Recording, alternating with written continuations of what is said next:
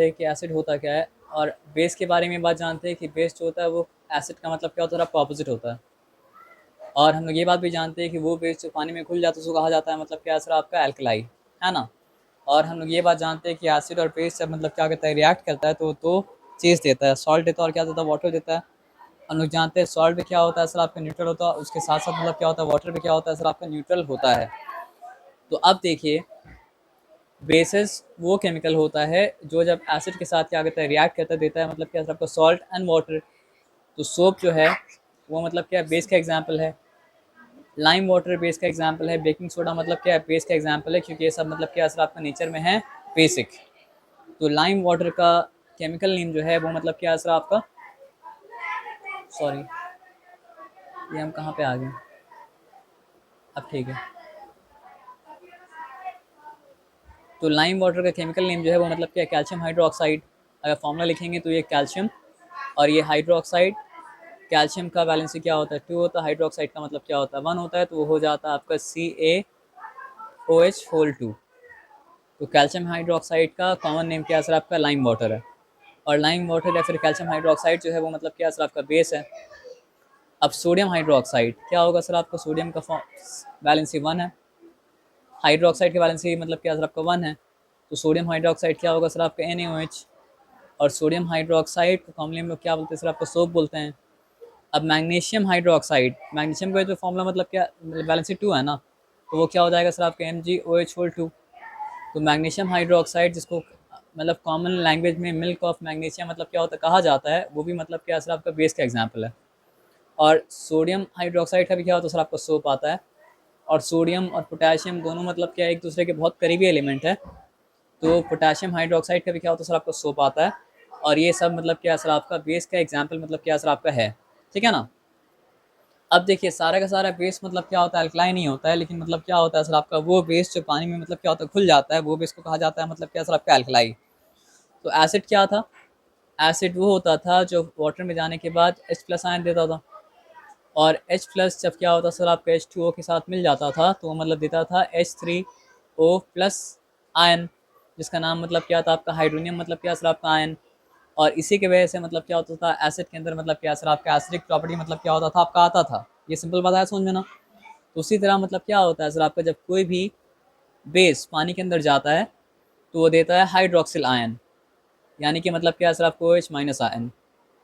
तो sodium hydroxide के पास मतलब क्या था, एक हाइड्रोक्सिल था। तो जैसे ही मतलब क्या सर, आपका एक्वस सोल्यूशन में गया तो मतलब क्या सर, आपका एक हाइड्रोक्सिल आयन को अपने आप से डिसोसिएट कर दिया। पोटेशियम हाइड्रोक्साइड के अंदर मतलब क्या था सर, आपका एक हाइड्रोक्सिल था तो वो भी डिसोसिएट कर दिया। अब कैल्शियम हाइड्रोक्साइड के पास मतलब क्या था, 2 हाइड्रोक्सिल था, तो वो 2 हाइड्रोक्सिल को अपने आप से मतलब क्या सर, आपका डिसोसिएट कर दिया। अब सारा का सारा बेस तो पानी में घुलता नहीं है, जो बेस पानी में घुलता है वो ये काम कर पाता है, और जो बेस पानी में घुलता है उसको कहा जाता है मतलब क्या सर, आपका एल्कलाई। आया बात समझ में ना। तो एसिड को भी हम लोग क्या किए थे, उसके स्ट्रेंथ के बेसिस पे क्या किए थे, आपका क्लासीफाई किए थे। तो स्ट्रेंथ के बेसिस जब क्लासीफाई किए थे हम लोग बोले थे कि कुछ एसिड होता है जो मतलब क्या होता है, स्ट्रॉन्ग एसिड होता है। और कुछ एसिड होता है जो कि मतलब क्या होता है, वीक एसिड होता है। तो पढ़े थे जनरली सारा का सारा इनऑर्गेनिक मतलब एसिड क्या होता है सर, आपका स्ट्रॉन्ग होता है। और ऑर्गेनिक एसिड जो होता है वो मतलब क्या होता है, वीक एसिड होता है। हाँ, लेकिन एक एग्जांपल था कार्बोनिक एसिड जो कि इनऑर्गेनिक एसिड था, लेकिन मतलब क्या था, आपका वीक था। तो उसी तरह मतलब क्या होता है, स्ट्रॉन्ग बेस और वीक बेस भी होता है। तो नाम याद रखना पड़ेगा।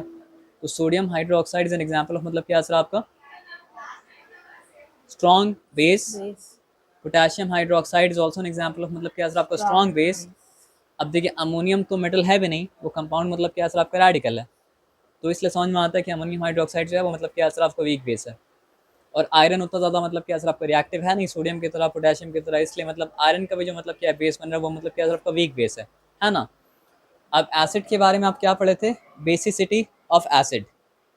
तो अगर हाइड्रोक्लोरिक एसिड था तो उसका एक मॉलिक्यूल एक ही H+ आयन दे पा रहा था, तो वहाँ पे कहा गया था कि बेसिसिटी ऑफ हाइड्रोक्लोरिक एसिड मतलब क्या सर, आपका 1।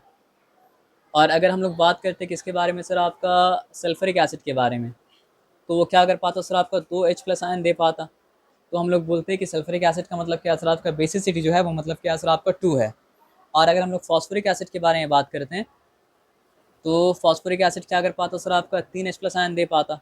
जिसकी वजह से मतलब क्या होता है सर आपका 3 हाइड्रोनियम आयन मतलब क्या होता है आपका बन पाता है। तो हम लोग बोलते हैं कि मतलब क्या सर आपका फॉस्फोरिक एसिड का मतलब क्या होता है, बेसिसिटी 3 है।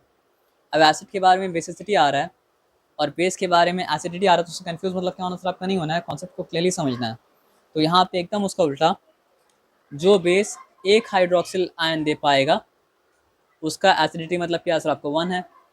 जो बेस क्या कर पाएगा सर आपको 2 हाइड्रोक्सिल आयन दे पाएगा उसका एसिडिटी मतलब क्या सर आपका 2 है। और जो बेस मतलब क्या सर आपका 3 दे पाएगा उसका मतलब क्या सर आपका एसिडिटी मतलब क्या सर आपका 3 है।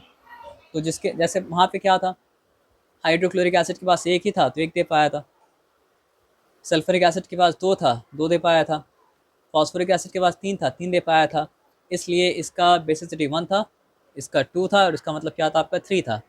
तो क्लियरली समझ में आ रहा है कि सोडियम हाइड्रोक्साइड के पास तो एक ही हाइड्रोक्सिल है ना, उसी तरह मतलब क्या पोटेशियम हाइड्रोक्साइड के पास भी क्या सर आपका एक ही हाइड्रोक्सिल है। तो इसीलिए दोनों मतलब क्या सर आपका स्ट्रॉन्ग बेस तो है, लेकिन स्ट्रॉन्ग बेस अलग चीज़ होता है और क्या होता है सर आपका एसिडिटी मतलब क्या होता है अलग चीज़ होता है। तो दोनों का एसिडिटी मतलब क्या सर आपका 1 है। यहाँ पे सोडियम हाइड्रोक्साइड का एग्जाम्पल दिया है, तो इसको कहा जाएगा मतलब क्या सर आपका mono acidic basis, sodium hydroxide को भी और क्या सर आपको पोटेशियम हाइड्रोक्साइड को भी। और यहाँ पे क्या है, हम यहाँ पे अगर कैल्शियम हाइड्रोक्साइड भी लिखते हैं तो मतलब क्या सर आपका मैग्नीशियम हाइड्रोक्साइड और कैल्शियम हाइड्रोक्साइड दोनों के पास मतलब क्या सर आपका 2 हाइड्रोक्सिल मतलब क्या सर आपका आयन है एक्वस सोल्यूशन में देने के लिए, इसलिए दोनों मतलब क्या सर आपका डाई एसिडिक मतलब क्या सर आपका बेस है। अब सोचिए अगर एल्यूमिनियम लिखते हैं यहाँ पे तो एल्यूमिनियम का वैलेंसी मतलब क्या था 3 था।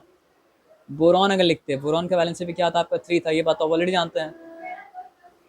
तो एल्यूमिनियम हाइड्रोक्साइड का फॉर्मूला क्या हो जाता है, AlOH3। और ये बोरॉन हाइड्रोक्साइड का फॉर्मूला भी क्या हो जाएगा सर आपका POH3। तो ये दोनों के पास देने के लिए एक ही मॉलिक्यूल में मतलब क्या सर आपका 3 हाइड्रोक्सिल है, 3 हाइड्रोक्सिल है। तो फिर इस तरह का मतलब क्या सर आपका बेस को कहा जाएगा मतलब क्या सर आपका ट्राई एसिडिक मतलब क्या सर आपका बेस। ये सिंपल बात आया समझ, इसमें कोई डिफिकल्टी नहीं है। तो बेस क्या होता है हम लोग समझ गए, वो बेस जो पानी में घुल पाता है उसको कहा जाता है मतलब क्या सर आपका एल्कलाई।